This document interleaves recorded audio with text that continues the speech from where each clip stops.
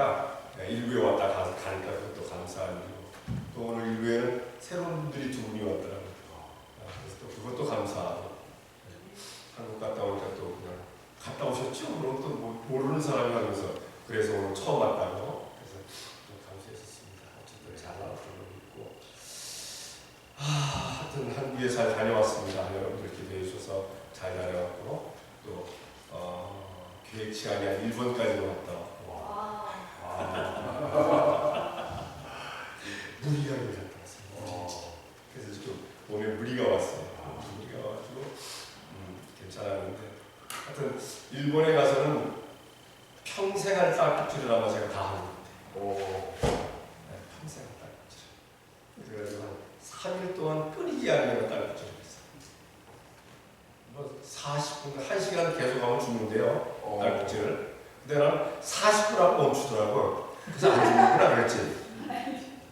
그때 조금 전에 딸꾹딸꾹 또 나오는 거예요. 1시간, 아니 40분. 한 40분 그렇게 하더라고요. 그래서 한 4일 동안 그렇게 해서 밥 먹는 것도 맛도 제대로 느끼지도 못하고, 그냥 누구 말만 따라 그냥 죽지 않으려고 먹는다 라는 식으로 그렇게 먹고 지냈어요. 그리고 이제 가서 3일 그렇게 하다가 4일 정도 됐을 때 이제 돌아와야 된다 하는 때 컨디션이 싹 좋아지는 거예요. 그래갖고 한 2, 3일 또 기분 좋게 하다가 한국으로 돌아와가지고 한국에서 잘 지냈어요. 그러다가 집사람이 감기에 걸려갖고 쫙 한 며칠을, 한 10며칠을 하다가 저는 괜찮았어요. 같이 있으면서도. 그러다가 이제 돌아오기 2, 3일 전에, 그러니까 3일 전인가 제가 갑자기 몸이 안 좋더라고요. 그래서 감기 기운 오나 보다. 그때 아니나 딱 오더라고요. 그래서 3일 정도, 4일 정도 됐는데, 어제 사실은 미국에 도착하면서 비행기 안에서는 제가 생각하기를 이거 하나님께서 다른 사람 또 세우라고 하시는 건가, 다른 사람 누가 나한테 부탁한 사람이 하나 있었어요. 그래서 목사님 가자마자 강단에 서시는 건 힘들 텐데 누구한테 부탁하면 어떡해. 그래서 제가 거부했죠. 왜 3주를 내가 강단에 안 섰는데 들어와가지고 내가 몸이 좀 무리가 있다고 안 쓰고 다른 사람 세우는 건 그건 아니다. 하나님 보시기에는 그거 아니다. 그래갖고 거부를 했는데 그게 자꾸 유혹이 오는 거예요. 유혹이. 전화할까. 그리고 뭐 비행기 안에서 먹는 밥이 맛이 없어요. 그래서 밥을 막 남겼어요. 제가 원래 밥을 안 남기는 편인데 밥을 남기고 그러다가 도착해서 이제 차를 타고 오는데 집사람이 그러더라고요. 당신은 운전을 하는데 자꾸 이렇게 날는데 차가 안정되지가 않대. 나는 내 나름대로 잘한다고 하는데 제가 저를 느끼지 않아요. 운전하는 거 비틀거리는 것 같고 뭐 아무것도 안 먹었는데도 불구하고. 그러니까 집사람이 그렇게 얘기하더라고요.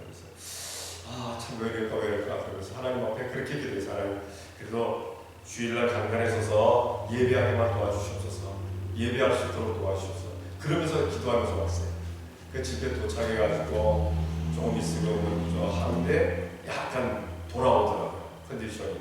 그래서 빨리 준비해서 주보조분한테 보내고 USB로 보내고 그리고 나서 좀 쉬는데 딱 컨디션이 돌아오더라고요. 돌아오면서 아픈 거 딱 사라지고 막 여기저기가 다 쑤셨어요. 우리 집사람은 감기 기침 감기였는데 나는 거기다 하나를 더 못했어. 기침, 감기, 몸살 요거까지 나왔더라고요. 그래서 한 3일 동안 그렇게 하고 지금 됐어요. 여러분들이 아마 제가 강단에 서게 해달라고 기도를 많이 하시는 것 같아요. 그게 얼마나 감사한지. 뭐 기도 안 하셔서도 하나님 다 아시니까 이렇게 썼습니다. 자, 오늘 49장 1절 말씀에 보면은 이렇게 말씀하고 있습니다. 중반절 말씀에 여호와께서 내가 태에서 나옴으로부터 나를 부르셨고 라고 말씀하고 있습니다. 하나님께서 예레미야를 부르셨을 때 언제 부르셨느냐? 예레미야가 나이가 차가지고 철이들 나이에 성인식을 할 나이에 철을 든 철이들 나이에 혹은 사명을 받은 그 나이에 하나님을 부르신 게 아니라 태에서 부르셨다. 태에서. 네 모태에서 어머니 태에서부터 내가 너를 불렀다라고 말씀하고 계시는 것을 보게 됩니다.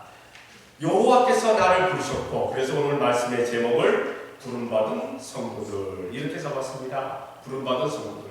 오늘은 어쨌든 간에 여러분들 이렇게 오늘 주일 예배 2부에 나와서 예배하는 여러분들은 오늘 주일 2부 예배에 나와서 예배할 수 있도록 하나님께서 불러주신 줄로 믿습니다.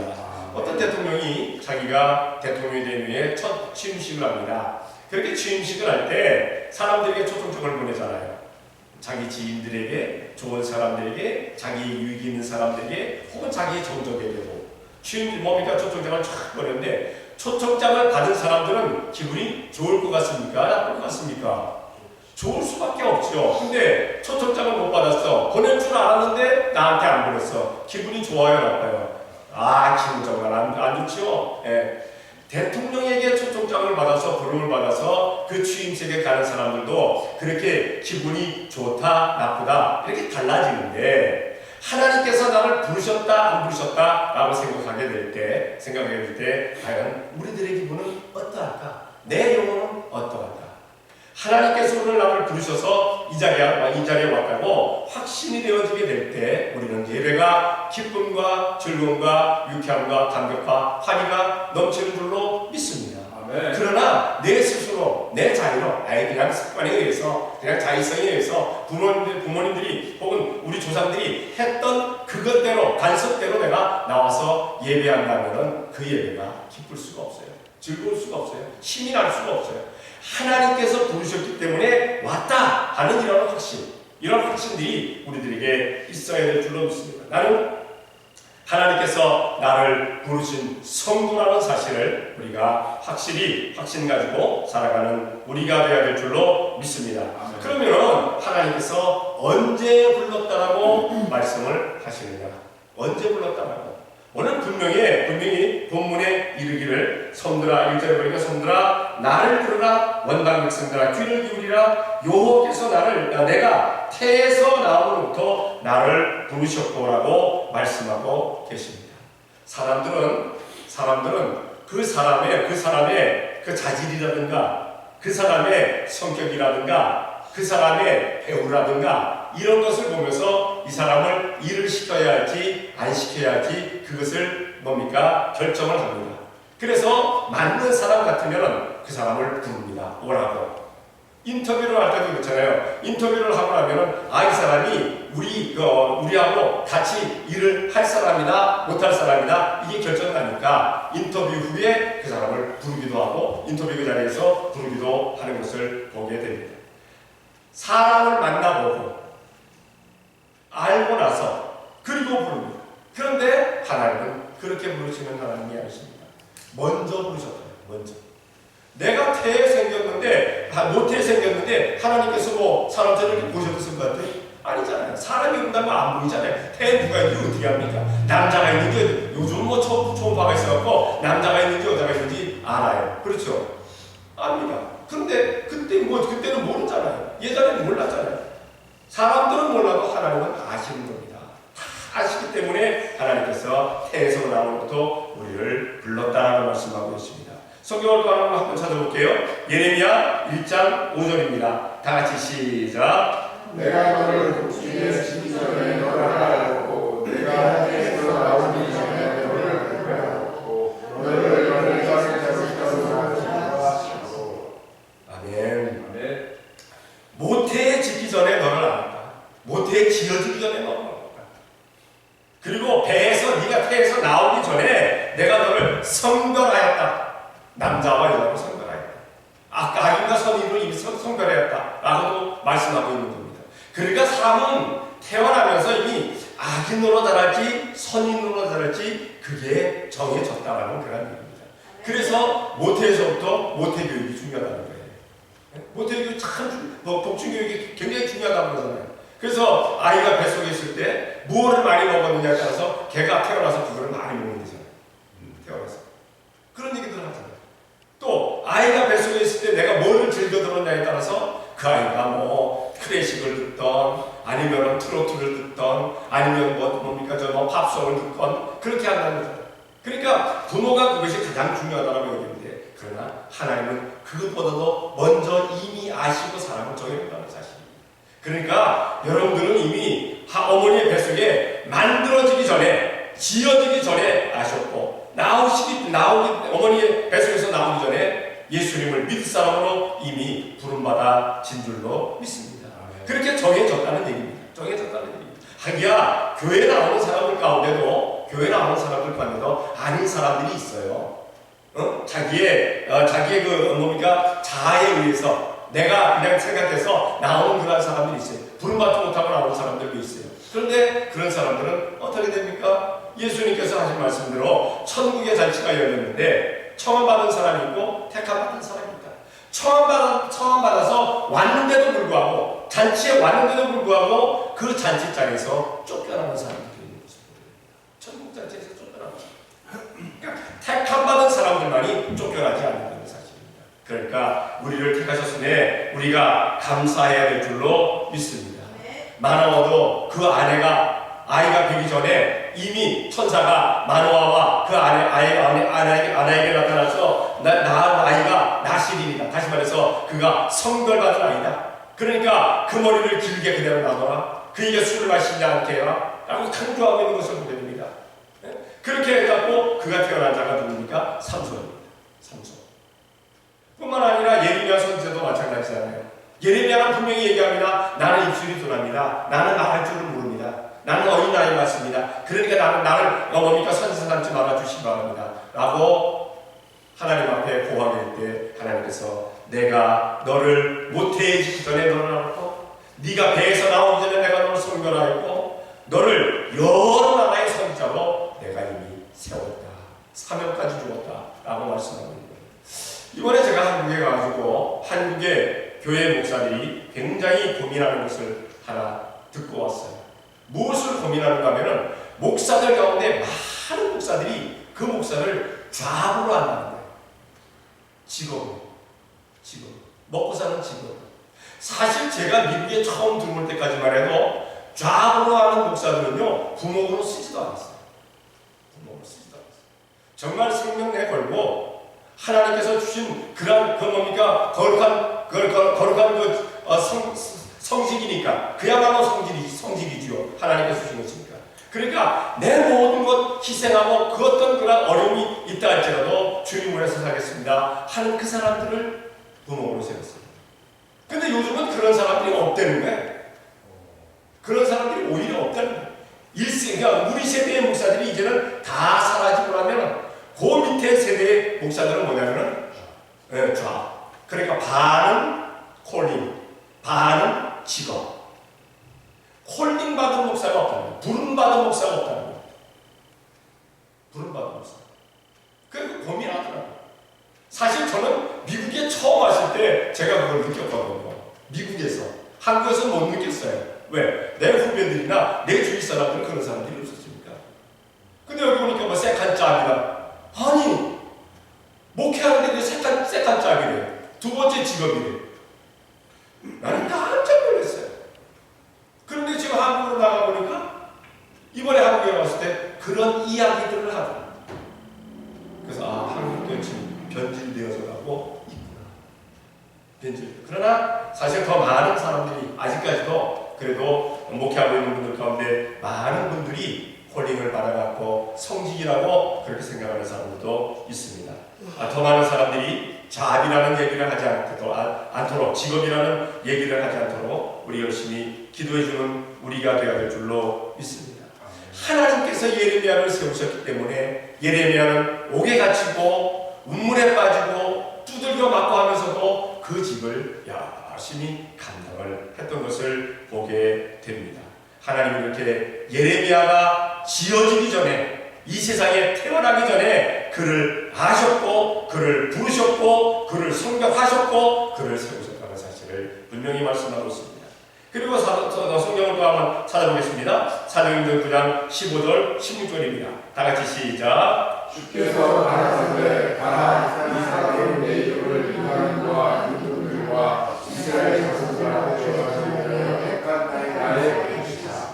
그가 내 이름을 위하여 해를 얼마나 잘할 것을 내가 그에게 보이라 하시니. 아멘.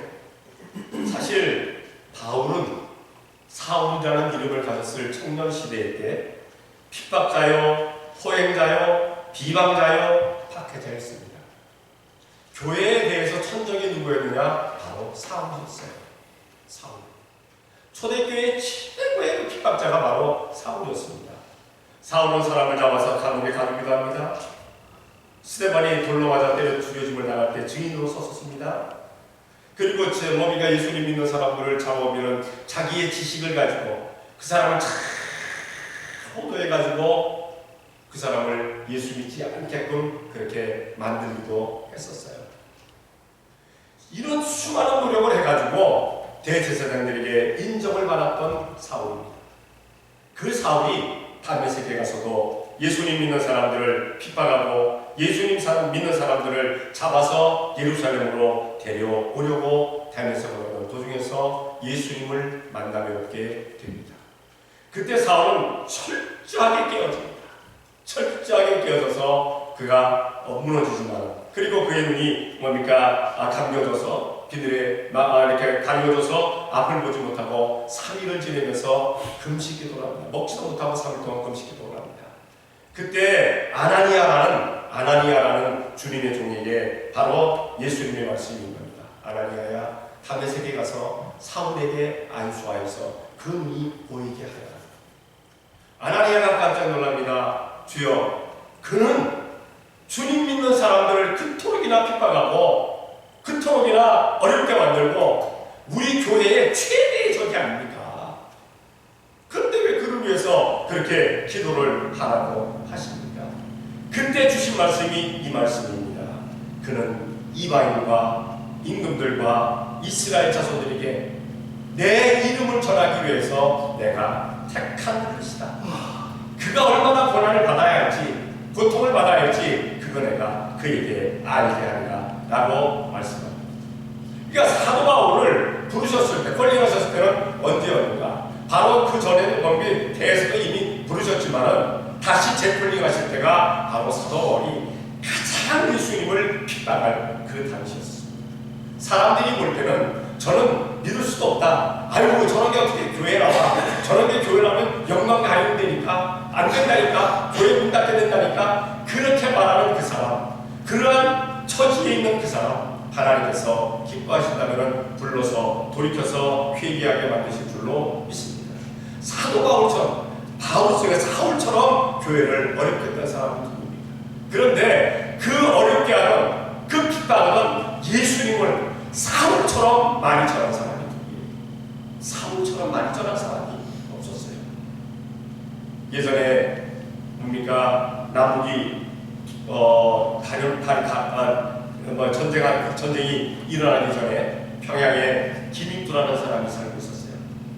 이 사람은 예수님 믿는 사람들을 너무나 많이 핍박했어요. 특히나 전도자들. 전도지 가지고 전도를 하면 그 당시에는 전도지가 빳빳하지가 못했어요. 그 당시에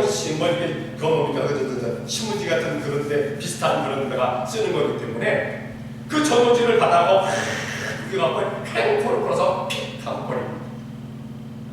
아주 못된 짓은 그렇게 많이 했어요. 믿는 순간 예수님 믿는 사람에게만 그런 것이 아니라 믿는 사람이고 안 믿는 사람이고 기믹도 그럼 만나지 말아야 되는 거. 스탠포드 주역에서 만나지 말아야 될 사람이 누굽니까? 생각나는 사람이 있습니다. 없잖아. 근데 그 당시 평양에서는 있었다니까. 누구? 김익도. 초대교회 때는 누구? 사울. 만나지 말아야 될 인간들입니다.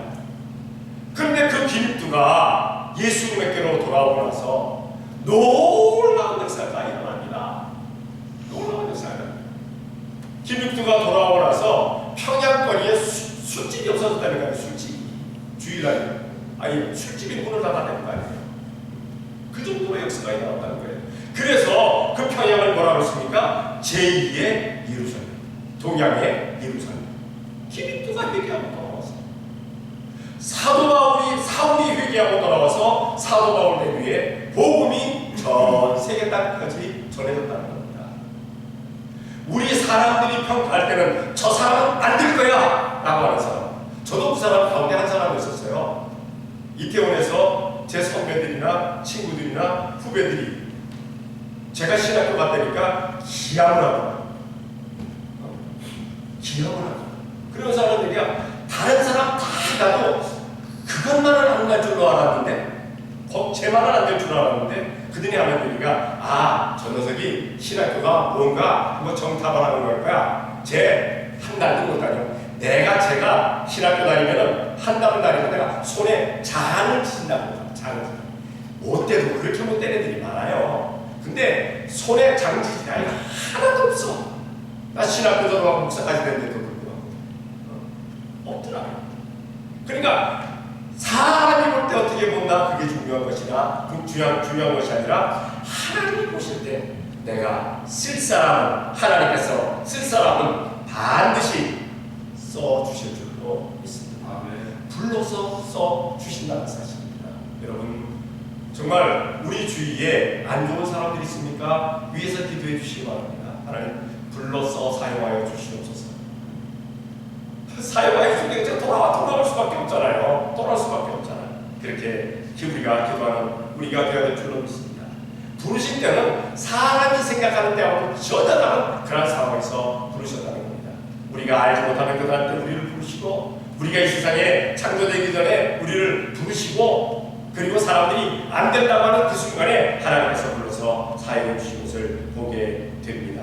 그들을 불러서 어떻게 하셨느냐? 2절에 보니까 이렇게 말씀하고 있어요. 내 입을 날카로운 칼같이 만드시고 나를 그 손그늘에 숨기시며 나로 망왕한 산을 만드사 그 전통에 감추시고 라고 말씀하고 있습니다.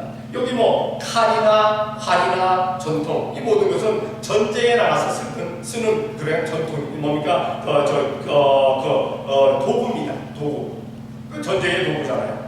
그러니까 그 당시에 전쟁에 나가는 그런 병사들은 활이나 창이나 칼이나 화살을 잡는 전통을 꼭 있었어야 해요. 그것이 필요합니다. 지금은 어떻습니까? 군인들이 전쟁 나갈 때 뭐가 필요합니까? 총이 있어야 되고 대포가 있어야 되고 비행기가 있어야 되고 다 그렇잖아요. 그래서 요즘은 어떻습니까? 무기가 싸우는 세상이에요. 무기가 사람이 싸우기도 하지만 어떤 무기가 더 좋으냐에 따라서 그렇게 전쟁의 승패가 갈려지는 것을 보게 됩니다. 지금 뭐 러시아와 우크라이나가 열심히 계속 지금 전쟁 가운데 있는데 그 우크라이나가 그 뭐야 3일을 못 견딘다고 그랬어요. 사실은 뭐 숫자나 땅덩어리나 혹은 뭐 그 전력으로 봐서 전쟁 무기로 봐갖고 못 견딘다고 하는데 지금 얼마나 견디고 있습니까? 1년이 넘었어요.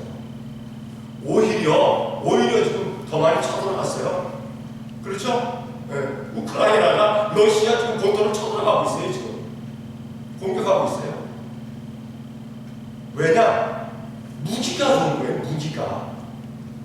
무기가 어떤 무기냐? 러시아 쪽에는 그 뭡니까 공산주의, 그쪽 사회주의 이쪽 사람들이 다 그냥 거기다가 막 지금 공급을 해요. 심지어 아프리카에서까지 갖고 온다고 하더라고요. 무기를. 그런데 우크라이나는 어떠냐? 서방 지역의 무기들, 그 주위에 있는 서방 지역, 미국은 또 이렇게 휘둘러서, 한국도 미국을 통해서 휘둘러서 이렇게 갖다 주는 거예요, 무기를. 그러니까 사실은 그 공산 지역이나 혹은 민주 지역이나 서방 지역이나 무기가 비슷하다고 다 그렇게 나와요. 서로 무기가 지네들 무기가 좋다. 그런데 이번에 붙어보니까 게임이 안 돼요. 게임. 비행기도 그렇고 미사일도 그렇고 뭐 게임이 안 되고 탱크도 그렇고 요즘은 우리나라가 무기 가지고 굉장히 큰 소리를 많이 치더라고요. 그렇죠? 수출을 엄청나게 많이 하더라고요. 무기를. 전쟁에 붙어보니까 강하거든요. 세거든요 정말. 그러니까 지금 전쟁이 잘 팔리고 있는데 그렇다고 해서 전쟁 때문에 무기가 많이 팔려서는 안 되겠습니다만 하여튼 전쟁은 멈춰야 돼요. 너무 많은 사람들이 죽잖아요. 너무 많은 사람들이 그냥 피해를 많이 입고 있으니까 우리가 전쟁 멈춰달라고 기도를 해야 되겠는데 어쨌든 전쟁에 나가는 그러한 군인들은 필요한 그 도구가 있습니다. 우리 믿음의 사람들은 지금도 영적인 전쟁을 하고 있잖아요. 영적인 전쟁을 하고 있는 우리가 전쟁에 무기가 필요합니다. 무기가 필요해요. 그런데 그 도구를 누구로 쓰시느냐? 부름받은 사람을 통해서 쓰시다. 그 부름받은 사람을 전쟁을 승리하게 만드는 도구로 쓰시겠다고 말씀하고 있습니다. 성경을 한번 찾아볼게요. 시편 141편 3절입니다. 다 같이 시작. 여호와여 내 입에 사슴을 세우시고 내 입술에 물을 주시옵소서. 아멘. 하나님께서 분명히 말씀하시기를 예레미야를 내가 네 입을 날카로운 칼이 되게 하리라고 말씀을 하셨어요. 하나님의 도구로 쓰시겠다고 말씀하셨어요. 하나님께서 부르신 그 사람들의 입을 날카로운 칼로 만드시겠다. 그런데 우리가 여기서 주의해야 될 게 있습니다. 칼을 함부로 쥐어주게 되면은 적군도 찌를 수 있지만 아군도 찌를 수 있어요. 아무나 휘둘러서 상하게 만드는 경우가 있어요. 그래서 꼭 필요한 사람에게 칼을 쥐어줘야 되는데 하나님께서 그 칼을 쥐어주시는 사람은 꼭 필요한 사람에게 쥐어주신다는 그러한 사실입니다. 그리고 이 말이 한마디 한마디가 얼마나 중요하냐. 우리 그런 말 있잖아요. 예전에 말 한마디에 몇 년 빛을 갑니다? 1000년 빛을. 말 한마디. 그리고 말이 무엇이 된다? 씨가 된다. 말대로 되어진다는 거예요. 말대로. 저는 죽을 거야 그러면은 자기도 모르는 사이에 죽어가는 것을 보게 되더라고요. 저주하게 됩니다. 나간다는 사람이 흥할 수가 없어요. 괴롭다는 사람이 즐거울 수가 없어요. 죽겠다는 사람이 소생할 수가 없어요. 말이 씨가 되는 겁니다. 우리는 그래서 좋은 말들, 축복된 말을 많이 할 수 있는 우리가 되어야 될 줄로 믿습니다.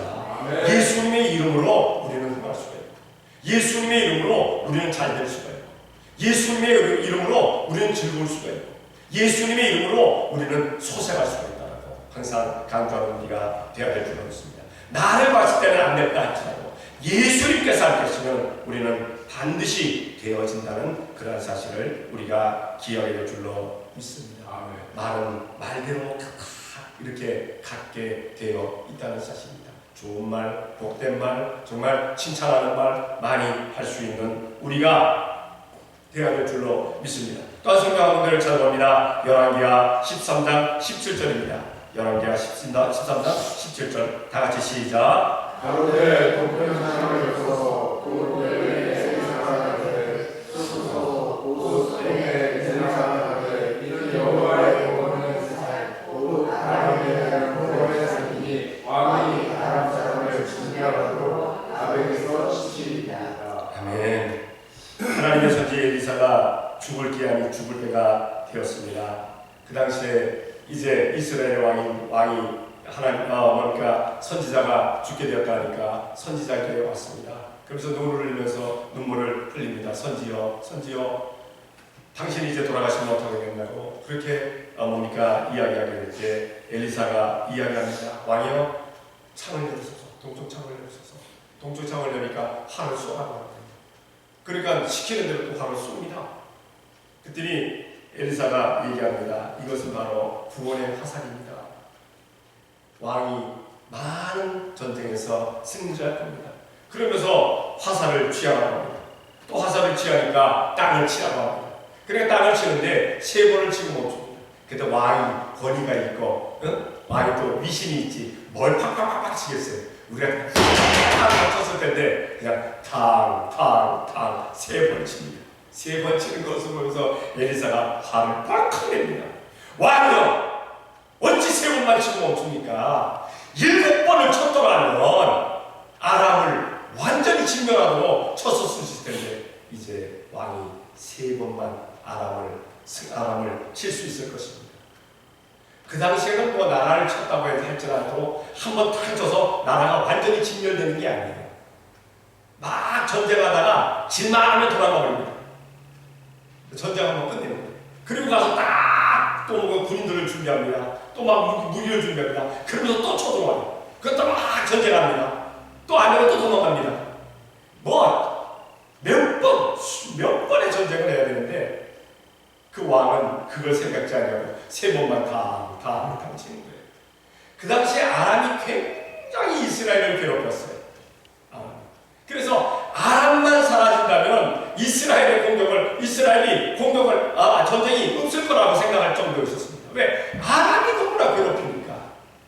근데 아람을 3번만 쳐갖고 끝나는 것이 아닌데 3번만 칠 것이라고 그렇게 얘기합니다. 그래서 그 말대로 3번은 칩니다. 3번을 쳐서 승리를 하는데 그 이후에는 하나님에게 계속 공격당하고 계속 괴로움을 당하는 것을 보게 됩니다. 하나님께서 부르셔서 하나님의 도구로 사용하시는 그 사람들, 하나님께서 반드시 예수님의 이름으로 승리하게 만들어 주실 줄로 믿습니다. 우리가 이 세상 살아가면서 어려움 당할 때 많잖아요. 우리를 공격해오는 것들 많잖아요. 그때 우리가 그것 때문에 고민하고 걱정하고 염려할 필요가 없습니다. 왜? 예수님의 이름으로 내가 해왔다면, 하나님의 말씀대로 내가 살아왔다면, 내가 어려움을 당해도, 고통을 당해도, 핍박을 당해도, 연단을 당해도 반드시 내가 승리하게, 우리가 승리하게 되어질 줄로 믿습니다.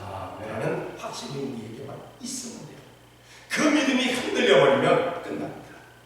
그 믿음이 흔들리지 말아야 돼요. 확신을 가져야 돼요. 확신을 가져야 돼요. 자, 그리고 나서 이제 마지막으로 보게 되면은 이렇게 하나님께서 부르시고 하나님의 도구로 사용하시고 그리고 나서 일어나는 이제 역사들이 있잖아요. 그 역사들인데 그 역사로 말미암아 어떤 그 일들이 나타나야 되느냐를 말씀하십니다. 3절에 보니까 이렇게 말씀합니다. 내게 이르시되 너는 나의 종이요 내 영광을 나타낼 이스라엘이라 하셨느니라 라고 말씀하고 있습니다. 일어나는 역사가 하나님께 영광 돌리는 그러한 역사가 되어야 되는데 자기가 역사를 도둑질해 먹으면 안 되겠다는 사실입니다. 이번에 그 한국에 나가서 보니까 이단을 연구하는 사람이, 이단을 연구했던 그 사람이 물어보니 이렇게 대답을 하면서 물어보는데 이단이 큰 이단이 몇이나 됩니까? 그러니까 한국의 이단이 200개래요 이제. 그것도 작은 이단들이 아니에요. 큰 단체를 가진 이단들. 그러니까 그 이단들 굉장히 큽니다. 엄청 큽니다. 몇십만 충분히 넘는 것들 많죠. 몇백만까지는 제가 아직 모르겠고 몇십만 되는 그런 이단들이 많아요. 특히나 여러분 신천지라는 거, 그 다음에 하나님의 교회라는 거, 그 다음에 어머니의 교회라는 것도 있어요. 하나님이 아버지인데 왜 아버지만 계시냐? 어머니도 계시다 해서 어머니 교회도 있대요. 그것도 또 숫자가 많아요. 왜? 한국의 여성 파워가 세잖아요. 가보니까 여자 목사님들 엄청 많더만. 네, 여자 목사님들 엄청 많아요. 그래서 누가 저에게 묻더라고요. 목사님, 그 아무개 어디 신학교 거기 그 계열이 보수가 아닙니까? 그래서 보수지 이랬더니 목사님, 그런데 목사님은 어떻게 보십니까? 그래서 제가 그랬어요. 보수 중에 그냥 진보. 왜냐면 거기도 여자 목사를 안수 주거든요. 몇 년 전부터 안수 주기 시작했거든요.